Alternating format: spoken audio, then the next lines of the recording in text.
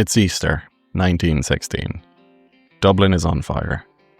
Gunshots echo through the streets. And somewhere in the fog, a melody begins to form. A song that'll haunt empires and stir a nation.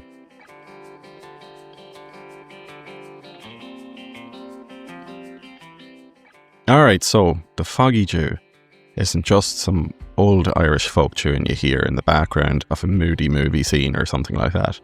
It's actually one of the most powerful political ballads to come out of Ireland's fight for independence.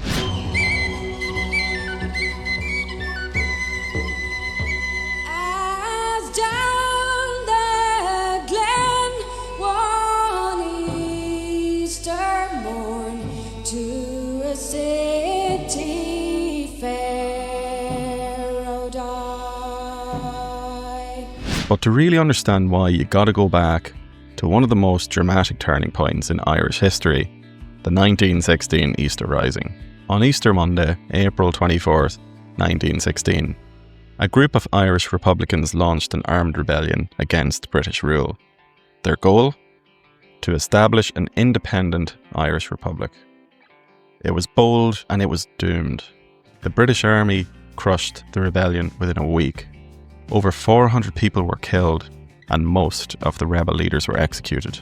But here's the twist. Those executions shocked Irish public. Sympathy for the rebels grew. The Rising was once seen as a failure, lit the spark that led to Ireland's eventual independence. A few years later, in the aftermath of all of this, a Catholic priest named Canon Charles O'Neill wrote a poem. He wasn't a soldier or a politician. He was a man with a pen and a cause. And that poem would become the Foggy Dew.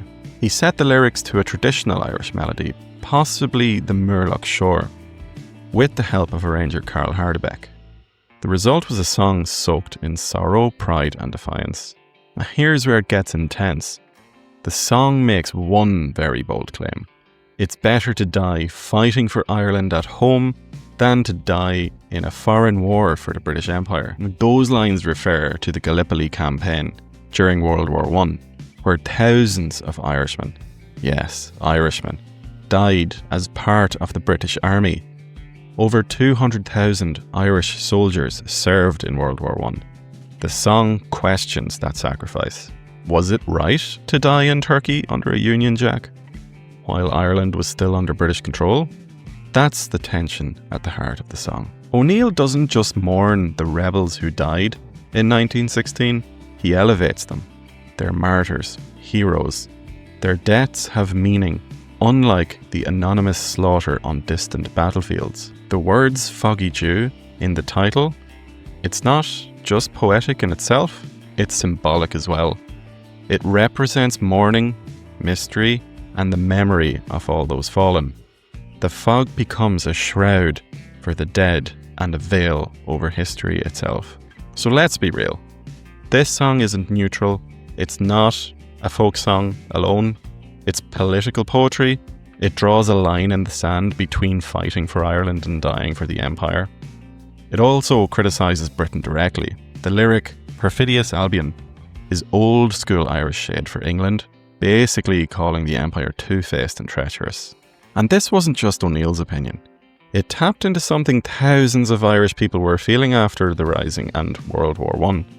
Anger, grief, and the belief that the fight for freedom was just. Over the decades, the Foggy Dew became a rallying cry. It's been covered by the Dubliners, Wolf Tones, Sinéad O'Connor, and even mixed with pipes and drums for UFC fighter Conor McGregor's walkout music. Yeah, it's gone from rebel ballad to stadium anthem. And that's the thing about music like this. It doesn't just tell a story, it becomes the story. For some, it's a tribute. For others, it's a challenge. Like, what are we willing to fight for?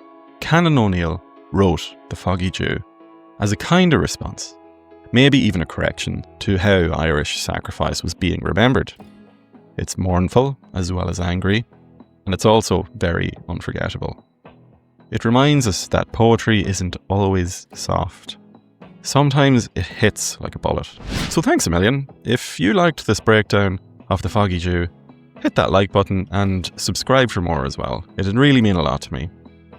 Give me a shout down in the comments what you thought. What other songs should we cover in a short form like this? It'll be good crack to cover some more. So thanks a million. Hope you all have a great day. Cheers.